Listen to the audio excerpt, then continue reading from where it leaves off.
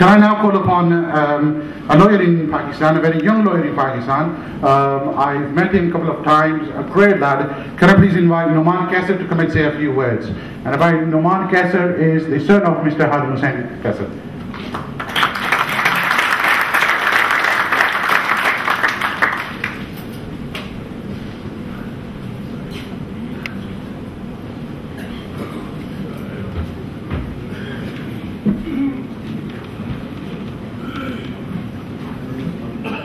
Guest of honor, Honorable MEP, Deputy Mayor, and the distinguished guests.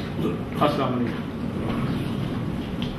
First of all, I'd like to thank Carter Law for providing me with this wonderful opportunity to say a few words about the law and order situation in Pakistan and how it actually affects the British Pakistanis who are living over here.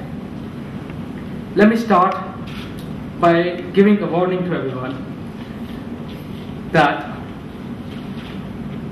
the law and order situation in Pakistan, which is being portrayed in the national and international media, is not what it actually is. What they're trying to do is they actually portray an exaggerated picture of what's going on in Pakistan, and instead of addressing what the actual situation is. So from this perspective, I'd like to address the law and order situation in Pakistan from two angles. First is of course the terrorism related issue, in which Pakistan is fighting as a trusted ally of the coalition forces, of the Western forces.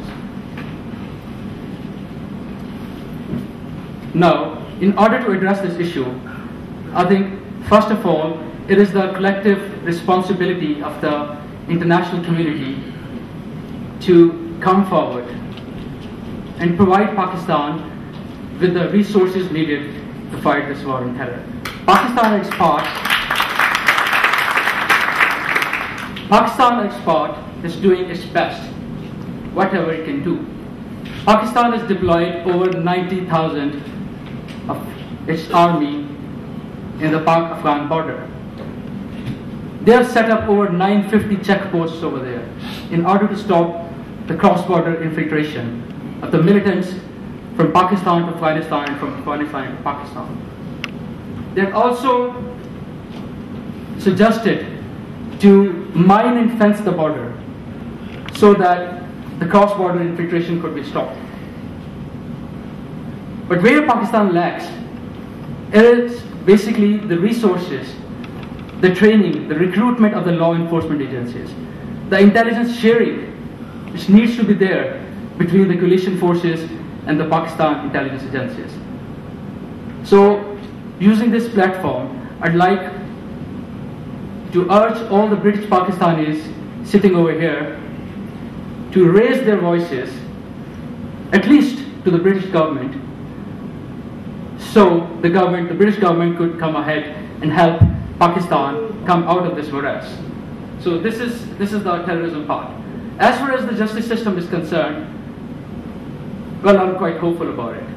I've been part of this lawyers movement for the last 2 years, where the lawyers were killed, injured, sent to jails, being made to stay away from their work at the cost of their bread and butter. I myself was jailed. I had to bear the brunt of the state brutality. But my determination, just as my fellow lawyers, it did not subside. And ultimately we managed to win that war against all odds. So, now it is the job of this reinstated judiciary to come ahead and redress the grievances of the people, of the general litigants.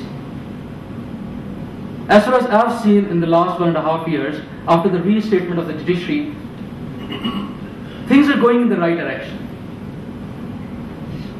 Corruption has decreased considerably, starting from the superior judiciary to the lower judiciary. Well, there is a lot of room for improvement, but things are going in the right direction. As far as the appointment of the judges are concerned, first time in the history of Pakistan, the appointment, at least in the superior judiciary, they have been made on merits. I practice in High Court. I'm aware of all the judges over there. And for me, all of them are independent and free from corruption. As far as the lower judiciary is concerned, well, there might be some black sheep in the lower judiciary, but they are well aware that they cannot carry on with their corrupt practices anymore, as the judiciary has started clean sweeping of the corrupt people.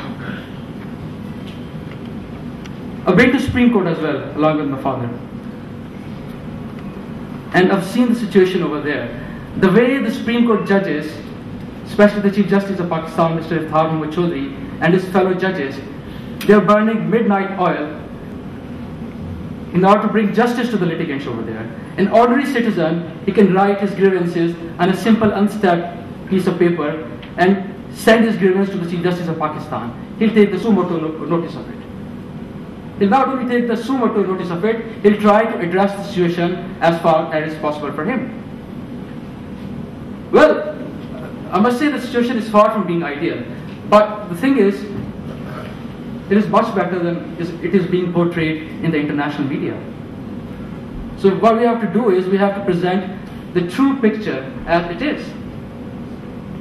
So in the end, I'd like to conclude my speech by saying that no doubt corruption is there.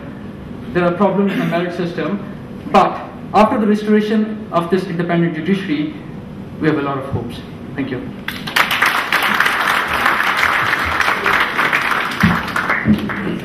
Thank you, Nauman. Ladies and gentlemen, I'm sure you will agree with me that if Pakistan produces intelligent and young people like Nauman,